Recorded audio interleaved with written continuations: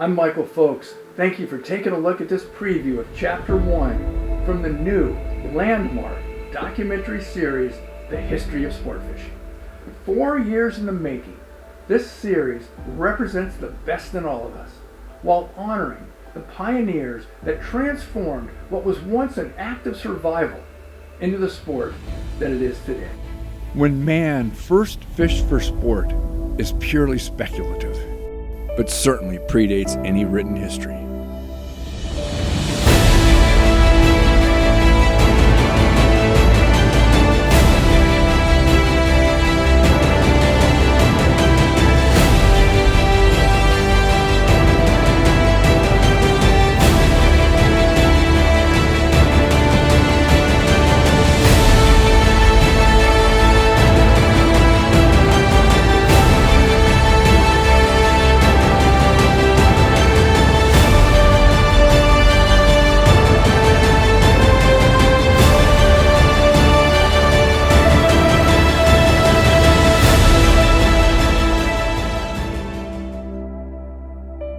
This is The History of Sportfishing. Chapter 1, The Bite. Man has fished since the beginning of time. Ancient cave drawings, dating back 40,000 years, show prehistoric man fishing for food. When man first dipped a line for the sheer joy of hooking a fish, certainly predates any written history. There are many remarkable examples in history of how a fish species can become intricately woven into the cultural, financial, and environmental health of a place and its people. Perhaps none more so than the salmon. For thousands of years, the salmon sustained entire tribes along the west coast, from Mexico to Alaska. And for the tribes of the Northwest, their connection runs far deeper into the realm of the spiritual. Salmon are an adjurous species, spending their first year in fresh water and then migrating into the ocean before returning back to their birthplace, where they spawn and die. Their physical strength, beauty, natural cycles of life and death, while being a source of life for so many people, are just some of the many reasons they are so revered by Native Americans and anglers worldwide. These are the roots from which the sport of fishing was born. Fishing has woven itself into the very fabric of America's soul. Fishing doesn't merely recall a simpler America or a better America. It is America. Fishing reflects this country's essence in its purest and represents the best in all of us. Passed down from generation to generation, fishing is as much a part of America's pastime as baseball, football, apple pie, and the 4th of July. Adventurous East Coast anglers started fishing striped bass in the early 1840s, which increased in popularity following the Civil War.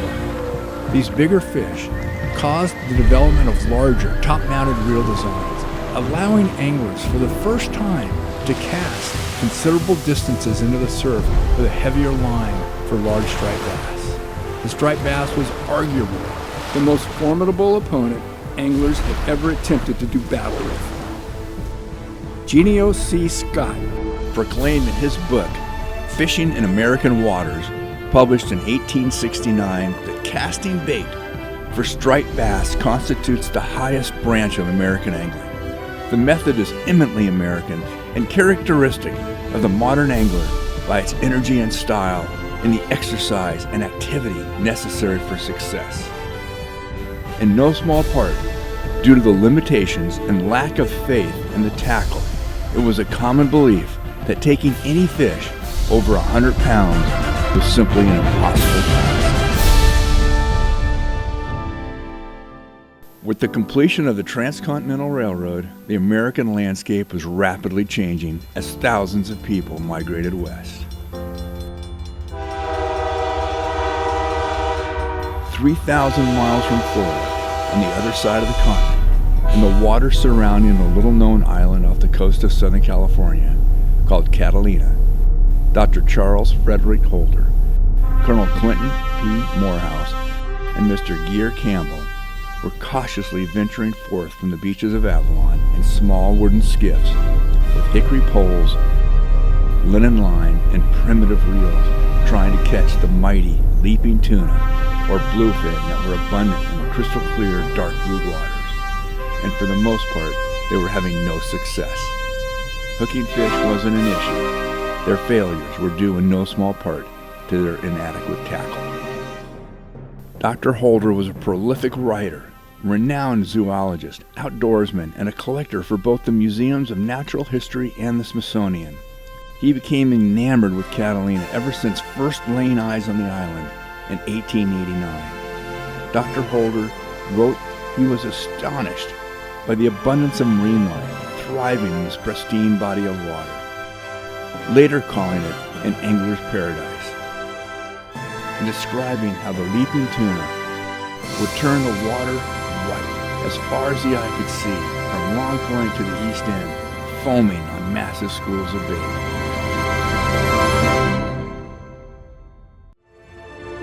Up until this point, the most effective drag mechanism at the angler's disposal were simple strips of leather called thumb drags, attached to the reel's rear spacer bar, which the angler would press against the outgoing line and attempt to slow down the fish.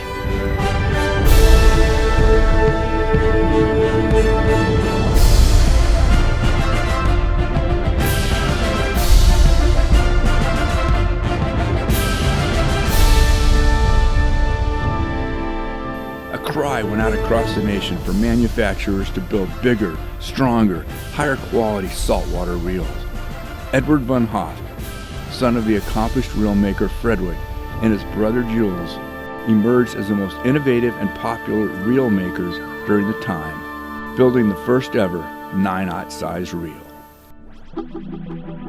Okay, that's just a little sampling of what you're going to get to see in Chapter 1. Thanks for watching. I really hope you enjoyed it. And please, click on the link below to sign up or gift this to a friend that loves to fish and become a part of the history of sport fishing as we pay tribute to the men and women that transformed it from an act of survival into the amazing sport that it is today, enjoyed by millions around the world. And remember, take what you can use what you take, and release the rest.